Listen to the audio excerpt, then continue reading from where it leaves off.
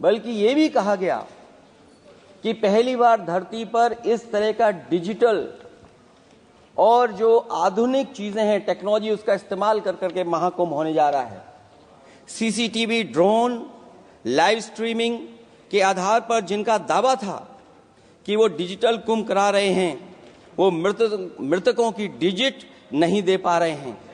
एक तरफ तो जो लोग डिजिटल डिजिटल डिजिटल अध्यक्ष महोदय कहने को थकते नहीं हैं, लेकिन जब कुंभ में इतना बड़ा हादसा हो गया है तो यही सरकार डिजिट नहीं दे पा रही है। हमारे अपने लोग मारे गए हैं, जिसमें परिवार का हर रिश्ता दिवंगत हुआ है।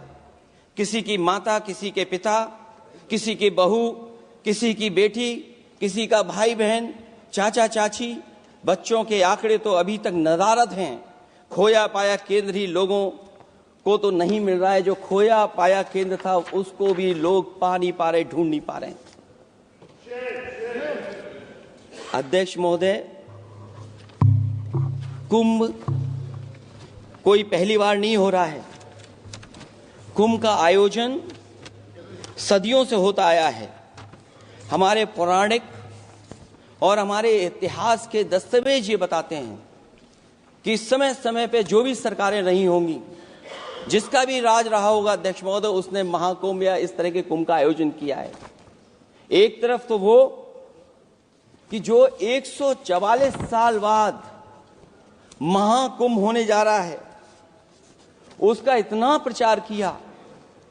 और मैंने तो कई टीवी इंटरव्यूज में, कई समाचार चैनलों पर यह बात सुनने में आई और सुनते रहे हम लोग कि सरकार ने 100 करोड़ लोगों के आने का इंतजाम किया है।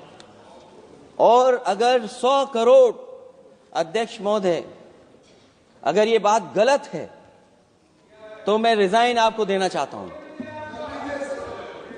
अगर अध्यक्ष महोदय, ये माननीय सदस्य लोग अगर ये नहीं सुन पा रहे हैं तो मैं इनको एक एक को, आप नहीं गए स्नान करने, आप स्नान करने नहीं गए, इसीलिए इस तरह की भाषा का इस्तेमाल कर रहे हैं। अध्यक्ष महोदय, ये कहा गया कि 144 वर्ष के बाद ये हो रहा है। जहां तक मेरी समझ और जानकारी कहती है, जो एस्ट्रोनॉमी और एस्ट्रो चीजों को समझते होंगे वो ये स्वीकार करते होंगे, जो भी कुंभ होता होगा वो 144 वर्ष के बाद ही होता होगा। लेकिन ये कहा गया कि नक्षत्र ऐसे हैं।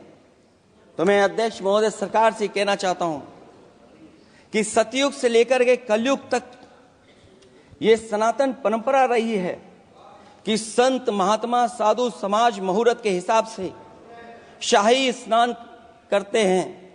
उसमें नक्षत्रों के हिसाब से जो सहयोग बनता है वही शाही स्नान का मुहूर्त होता है। लेकिन भाजपा के राज में ये सनातन परंपरा टूट गई।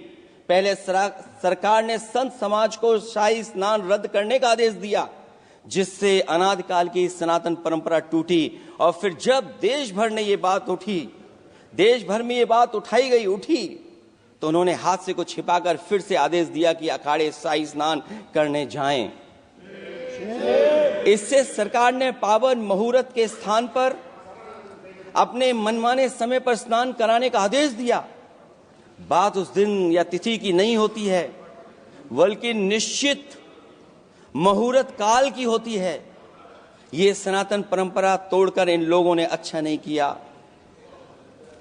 और ये क्या परंपरा टूटी है कि नहीं टूटी है, मैं समझता हूं अध्यक्ष महोदय मुझसे बेहतर सामने वाले ज्यादा जानते होंगे इसके बारे में। और जो लोग, अध्यक्ष महोदय, जो हम लोगों ने देखा वहां पर लोग पुण्य कमाने आए थे और अपनों के शव लेकर के गए हैं। चमत्कारी करिश्मा तो ये हुआ है, श्रद्धालुओं के शव मिल गए थे, पर सरकार स्नान करने वाले मरने वालों की बात स्वीकार नहीं कर रही थी। और इससे ऊपर ये बात जो वहां पर और हुई, अध्यक्ष महोदय,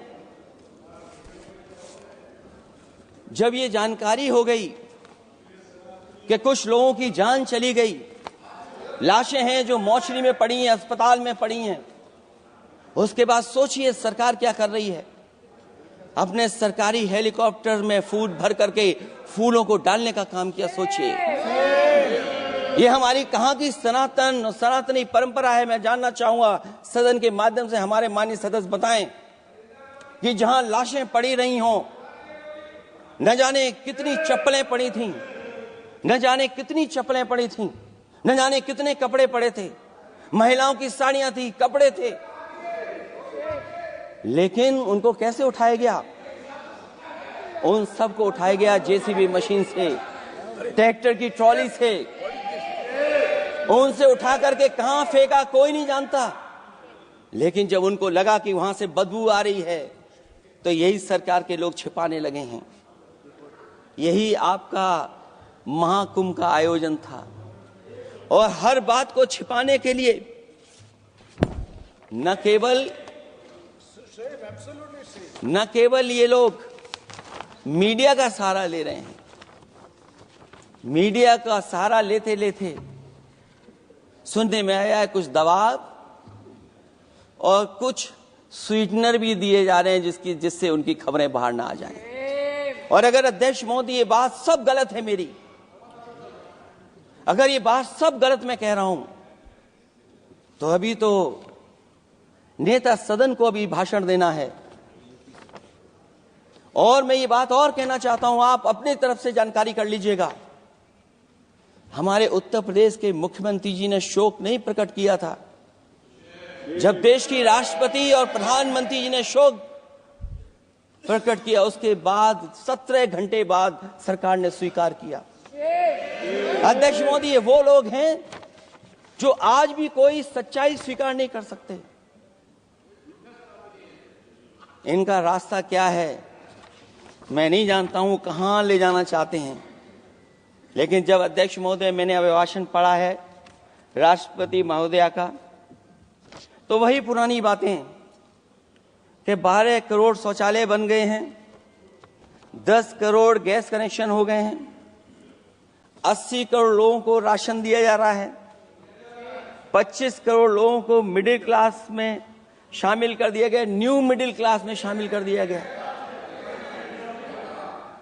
80 और 85 को अगर हम जोड़ दें अध्यक्ष महोदय 105 करोड़ हो गए।